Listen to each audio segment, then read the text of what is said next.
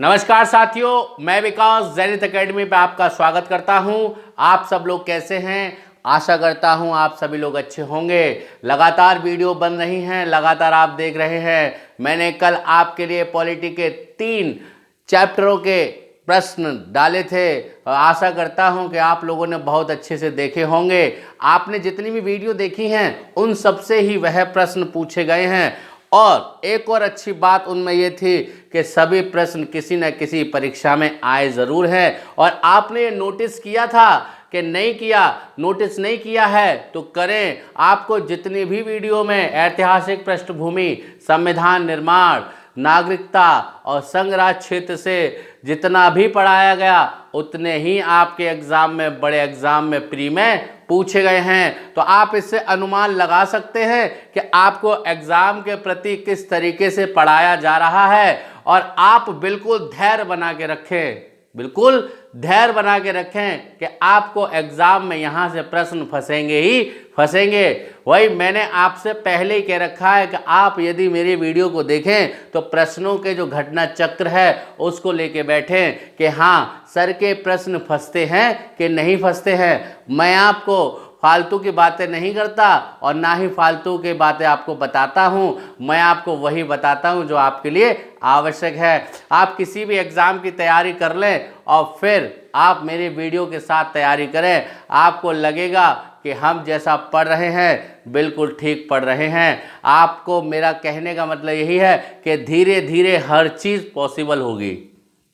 धीरे धीरे हर चीज़ होती है, एकदम कोई तैयार नहीं होती। आग भी एकदम नहीं लगती, आग भी एकदम नहीं लगती, आग भी धीरे धीरे लगा करती है। और उस चिंगारी का जब तक महत्व आप समझेंगे तब तक आपका सिलेक्शन हो चुका होगा, है ना। तो चलो आगे चलते हैं। आज जो मौलिक अधिकार का पार्ट रह गया था उसको हम पूरा कर लेते हैं। और हमने 2 अधिकार पढ़ लिए थे और आज मैं आप लोगों के लिए 4 अधिकार और रह गए हैं, वो और पढ़ा देता हूँ। फिर आपके मौलिक अधिकार की श्रृंखला खत्म हो जाएगी। फिर मैं आपके लिए राज्य के नीति निर्देशक तत्व पढ़ाऊँगा, उनसे भी आपको ऐसे प्रश्न आएंगे कि जैसे आप कैसे सीप के मोती होते हैं। ठीक है, तो चलो स्टार्ट करते हैं कि वो 4 अधिकार कौन से हैं जो हमारे रह गए थे। तो पहला था शोषण के विरुद्ध अधिकार, दूसरा था हमारा धार्मिक स्वतंत्रता का अधिकार, तीसरा संस्कृति तथा शिक्षा का अधिकार और चौथा आपका संवैधानिक उपचार। मैंने आपको मौलिक अधिकारों की संख्या कितनी बताई थी? 6 बताई थी। कितनी बताई थी? 6 बताई थी। ठीक है, अब जो तीसरा अधिकार है वह हमारा कौन सा है? शोषण के विरुद्ध अधिकार। तो वह कहां से कहां तक है? 23 से 24। क्या कहता है आर्टिकल 23 के श्रम पर प्रतिषेध, यानी कि आप किसी भी व्यक्ति से उसकी इच्छा के बिना कार्य नहीं करा सकते, आप उससे कोई जोखिम भरा कार्य नहीं करा सकते। ये कौन सा कह रहा है? आर्टिकल 23 कह रहा है। आपको जैसे मैंने बताए थे कल प्रश्न वैसे ही पूछे गए, बिल्कुल डिटो आए थे। जिस भाषा में बताए थे आपको उस भाषा में प्रश्न आए थे। और तो आपको क्या चाहिए? आपको क्या चाहिए? लोमड़ी देखिए ना, चालाक चालाक बनो। कैसे? लोमड़ी की तरह चालाक बनो, बाज की तरह उड़ना सीखो, आग की तरह जलना सीखो, है ना। चलिए अनुच्छेद 24 देख लेते हैं, बाल श्रम पर प्रतिषेध। यानी कि आर्टिकल 24 के आधार पर आप किसी भी कारखाने में, यानी कि किसी भी कारखाने में या किसी भी कार्य पर बाल श्रम प्रतिषेध यानी 6 से 14 तक के आयु के बच्चों के लिए काम पर नहीं रख सकते। किस आर्टिकल के तहत? 24 के तहत। ठीक है, आगे चलते हैं। स्वतंत्र धार्मिक स्वतंत्रता का अधिकार कहाँ से कहाँ तक है? 25 से 28 तक। जो भाषा मैंने लिखी है हो सकता है आपकी समझ ना आए, लेकिन मैं आपको इसको सिंपल भाषा में कराऊंगा। ठीक है, पहले आर्टिकल 25 देख लेते। क्या कह रहा है कि प्रत्येक व्यक्ति को अंतःकरण की स्वतंत्रता तथा प्रचार की स्वतंत्रता। किसकी स्वतंत्रता? प्रचार की स्वतंत्रता। ठीक है, पहले इसको पढ़ लेते हैं, फिर मैं आपको अपनी भाषा में समझाऊंगा। फिर 26 कह रहा है कि धार्मिक कार्यों के प्रबंधन की स्वतंत्रता। किसके? धार्मिक कार्यों के प्रबंधन की स्वतंत्रता। 27 कह रहा है कि धार्मिक अभिवृद्धि हेतु कर से मुक्ति, कर से मुक्ति। 28 कह रहा है शिक्षण संस्थाओं में धार्मिक शिक्षा दिए जाने पर निषेध, यानी कि जितनी भी शिक्षण संस्थानें हैं वहाँ पर धार्मिक पढ़ाई नहीं होगी। अब इसको कैसे समझेंगे? आर्टिकल 25 इस बात का वर्णन करता है कि हम किसी भी धर्म का क्या कर सकते हैं? प्रचार प्रसार कर सकते हैं, प्रचार प्रसार कर सकते हैं। किसके तहत? आर्टिकल 25 के तहत। अगला पॉइंट फिर कह रहा है आर्टिकल 26 क्या कह रहा है कि कार्यों के प्रबंधन की स्वतंत्रता। हम किसी भी धार्मिक कार्य की क्या कर सकते हैं? स्थापना कर सकते हैं, यानी हम किसी भी धार्मिक कार्य से संबंधित क्या कर सकते हैं? स्थापना कर सकते हैं। फिर 27 कह रहा है कि हम अपनी इच्छा के अनुसार, हम अपनी इच्छा के अनुसार किसी भी धार्मिक क्षेत्र में क्या कर सकते हैं? कर दे सकते हैं, यानी क्या दे सकते हैं? कर दे सकते हैं, यानी दान दे सकते हैं। क्या कर सकते हैं? दान दे सकते हैं। अगला, यदि कोई शैक्षणिक संस्थान विशिष्ट धार्मिक संस्थानों से है तो उसमें धार्मिक शिक्षा हो सकती है, लेकिन आप किसी भी धर्म यानी कि जो शिक्षण संस्थान विशेष धार्मिक क्षेत्र से नहीं है तो वहां पर आप धार्मिक पढ़ाई नहीं करा सकते। ये कौन सा आर्टिकल कह रहा है? 28 आर्टिकल कह रहा है। यानी कि फिर देख लेते हैं, 25 कहता है कि हम किसी भी धर्म का प्रचार प्रसार कर सकते हैं। 26 कह रहा है हम कार्य की स्थापना कर सकते हैं। 27 कह रहा है कि हम किसी भी शैक्षिक यानी कि धार्मिक क्षेत्र में स्वैच्छिक रूप से क्या कर सकते हैं? दान दे सकते हैं। आगे 28 कह रहा है कि हम किसी भी धर्म से संबंधित क्या कर सकते हैं? उपासना ग्रहण कर सकते हैं। आई होप सो यहां तक समझ आया होगा। आगे चलते हैं, ठीक है। एक और बात, यूट्यूब पे बड़ा अभी घमासान चल रहा है, कोई किसी की बुराई कर रहा है, कोई किसी की बुराई कर रहा है।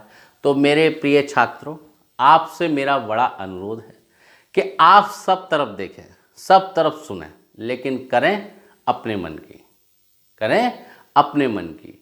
शिक्षा एक ऐसा मंदिर है जहां पर लालचों का वो नहीं चलता, लालचियों का दौर नहीं है।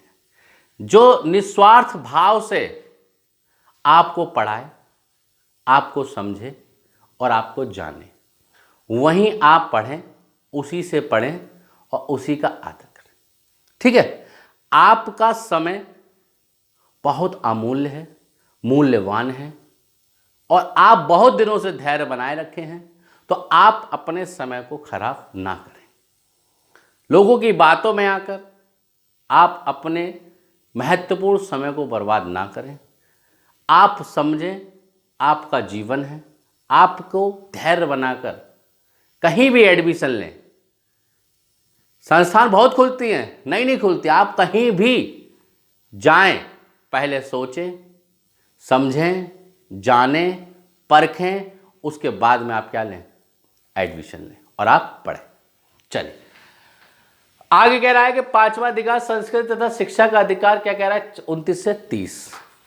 आर्टिकल 29 कहता है अल्पसंख्यक वर्गों के हितों का संरक्षण, यानी भाषा, लिपि, शैक्षणिक संस्थानों की क्या कर सकते हैं? स्थापना कर सकते हैं। 30 कह रहा है शिक्षण संस्थानों की स्थापना किसकी मदद से? प्रशासन की मदद से। किसकी मदद से?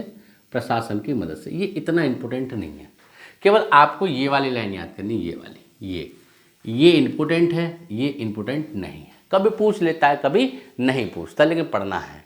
लेकिन सबसे ज़्यादा किस पर ध्यान देना है? इस वाली टैगलाइन पर, संस्कृति तथा शिक्षा का अधिकार किसमें है? 29 से 30 में। फिर भैया छठा अधिकार क्या हमारा? छठा कह रहा है कि संवैधानिक उपचार, आर्टिकल 32 ये है। यानी कि अगर मैं कहूँ कि पूरे संविधान की नींव जिसे कहते हैं, जड़, पूरे संविधान की जो जड़ है वो क्या है? आर्टिकल 32 है। आर्टिकल 32 है। नियमों का संकलन क्या है? व्यक्तियों की बाध्यता।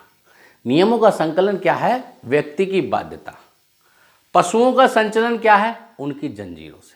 आपने देखा होगा कि जितने भी महत्वपूर्ण पशु हैं उनको बांध कर रखा जाता है। किस पर रखा जाता है? उनको बांध के रखा जाता है। उसी तरीके से आपको भी क्या है? बांध के रखा जाता है। किसमें? किसमें बांध के रखा जाता है? आपकी सराहनाओं में बांध के रखा जाता है, ठीक है। चलो, वैसे ही आर्टिकल 32 क्या भाई साहब? पूरे संविधान की जड़ है। कह रहा है कि आर्टिकल 32 में क्या कह रहा है कि प्रत्येक व्यक्ति को 5 प्रकार की रिट का प्रावधान दिया गया है। यानी 5 प्रकार के उसे अधिकार दिए गए हैं, शक्ति दी गई है। पहला है बंदी प्रत्यक्षीकरण, परमादेश, उत्प्रेषण, प्रतिषेध तथा अधिकार प्रच्छा। अधिकार प्रच्छा। बंदी प्रत्यक्षीकरण का मतलब होता है कि बंदी को प्रत्यक्ष रूप से प्रस्तुत करना। परमादेश का मतलब ये होता है कि जिस प्रकार से न्यायालय द्वारा आदेश दिए गए व्यक्तियों के लिए अधिकारित हैं, वह व्यक्ति अपने आधिकारिक रूप से कार्य करे।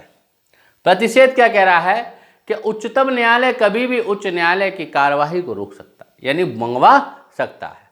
प्रतिषेध का मतलब क्या होता है? रोकना। कि उच्चतम न्यायालय उच्च न्यायालय के किसी भी कार्यवाही को क्या कर सकता है? रोक सकता है।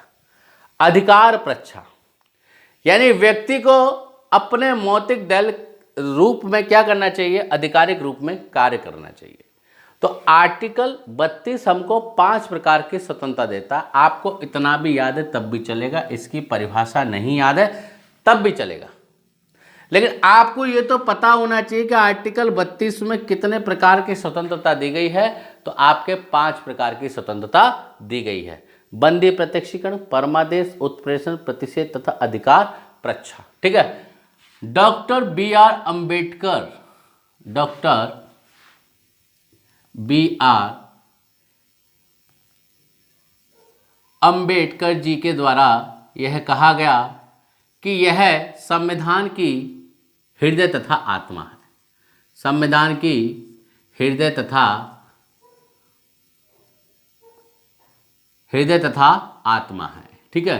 तो doctor B R Ambedkar ji के द्वारा किसको हृदय तथा आत्मा कहा गया? तो आर्टिकल 32 को कहा गया। यहां तक के लिए आगे चलते हैं। जब हमारे मौलिक अधिकारों का हनन होता है, जब हमारे मौलिक अधिकारों का हनन होता है तो हम सुप्रीम कोर्ट में किस आर्टिकल के तहत जा सकते हैं? तो आर्टिकल 32 के तहत जा सकते हैं। और हाई कोर्ट में हम कब जा सकते हैं? तो आर्टिकल 226 के अंतर्गत जा सकते हैं। ठीक है। यानी कि हम हाई कोर्ट में कब जा सकते हैं? जब हमारे मौलिक अधिकारों का हनन होता है, तब हम आर्टिकल 226 का सहारा लेकर हाई कोर्ट में दायर कर सकते हैं याचिका। और जब हमारे मौलिक अधिकारों का हनन होता है तो हम सुप्रीम कोर्ट में किस अनुच्छेद के तहत? तो आर्टिकल 32 के तहत। यानी कि आर्टिकल 32 के तहत हमारे मौलिक अधिकारों का हनन होगा तो हम याचिका दायर कर सकते हैं। दूसरा पॉइंट, कह सकते हैं कि उच्चतम न्यायालय को ही मौलिक अधिकारों का संरक्षक बनाया गया है। क्या बनाया गया? मौलिक अधिकारों का संरक्षक बनाया गया है। ठीक है। अब ये स्थिति हो गई। अब अगला, जब आप देश में आपातकाल की स्थिति होती है, देश में जब आपातकाल की स्थिति होती है, कह सकते हैं जब देश में राष्ट्रीय आपातकाल की घोषणा की जाती है या राष्ट्रपति शासन जब लागू होता है, तब हमारे सभी मौलिक अधिकारों का हनन कर दिया जाता है। सभी मौलिक अधिकारों का हनन कर दिया जाता है। किसका? मौलिक अधिकारों का हनन कर दिया जाता है। केवल 20 और 21 को छोड़कर, आर्टिकल 20 तथा 21 को छोड़कर से सभी मौलिक अधिकारों का हनन 20 तथा 21 को छोड़कर से सभी मौलिक अधिकारों का हनन कर दिया जाता है। आपको किसी भी प्रकार की स्वतंत्रता नहीं दी जाएगी, केवल आपको दोष सिद्ध करने का अधिकार मिलेगा और आपको जीने का अधिकार मिलेगा। यानी कि आपसे प्रश्न पूछा जाए कि राष्ट्रीय आपातकाल या आपातकाल के दौरान कितने मौलिक अधिकारों का हनन कर दिया जाता है, तो आंसर होगा सभी मौलिक अधिकारों का हनन कर दिया जाता है। आपसे पूछा जाए कि किन अधिकारों का हनन नहीं किया जाता है, तो आर्टिकल 20 यानी अनुच्छेद 20 तथा अनुच्छेद 21 के द्वारा 21 को हनन नहीं किया जाता। 20 तथा 21 को हनन नहीं किया जाता। आपको मैंने 3 वीडियो में मौलिक अधिकार पढ़ाए और मैं आपके लिए लगातार प्रश्न भी लेके आऊंगा जो आपके एग्जाम में आए हैं। आपको बिल्कुल धैर्य बना के पढ़ना है, कहीं भी जाना नहीं है, कहीं भी घूमना नहीं है। आपको एकत्रित होकर एकांत में क्या करनी है? वीडियो को पढ़ना है, बड़े अच्छे से देखना है। भाई मैं भी कह रहा हूं वीडियो थोड़ा धीरे बन रही है, समय का थोड़ा आभार है, तो जैसे ही समय मिलता है मैं आपके लिए तुरंत से वीडियो ले आता हूँ। जो दिन जा रहे हैं वो दिन जा रहे हैं, मैं जल्दी ही आपके साथ लाइव जुड़ूंगा और प्रश्नों को मैं वहीं सॉल्व करा करूँगा। एक लाइव वीडियो बनाऊंगा मैं आपके लिए, जिसमें आपके 30 से 40% डेली में पढ़ाऊंगा और आप बेफिक्र रहें, आपको प्रश्न बिल्कुल बढ़िया से मिलेंगे, ठीक है। और आपको मेरी राय ये है कि जब भी आप रात में पढ़ें तो खाएं कम। खाने से क्या होता है कि नींद ज़्यादा आती है और नींद ज़्यादा आएगी तो पढ़ाई नहीं हो पाएगी। और जब आप सो गए तो समझ लो सब सो गए। गाना सुना ना आपने, सो गया ये समा, है ना, तो वही वाला गाना आपको सुनना है, ठीक है। चलिए, तो आज के लिए इतना ही। धैर्य बना के रखें, हम आपसे जल्दी मिलेंगे राज्य के नीति निर्देशक तत्वों के साथ। और उससे पहले मैं आप लोगों को प्रश्न कराऊंगा मौलिक अधिकार से रिलेटेड, और जो भी इंपॉर्टेंट प्रश्न होंगे वो आपको मैं अगली वीडियो में कराऊंगा। आप बेफिक्र रहें, ठीक है। कलम से लिख दिया है इतिहास हमने, कलम से लिख दिया है इतिहास हमने, हम अपने हौसलों पर मेहनत करके रंगीन बनाएंगे। आगे चलते, नमस्कार, बाय बाय।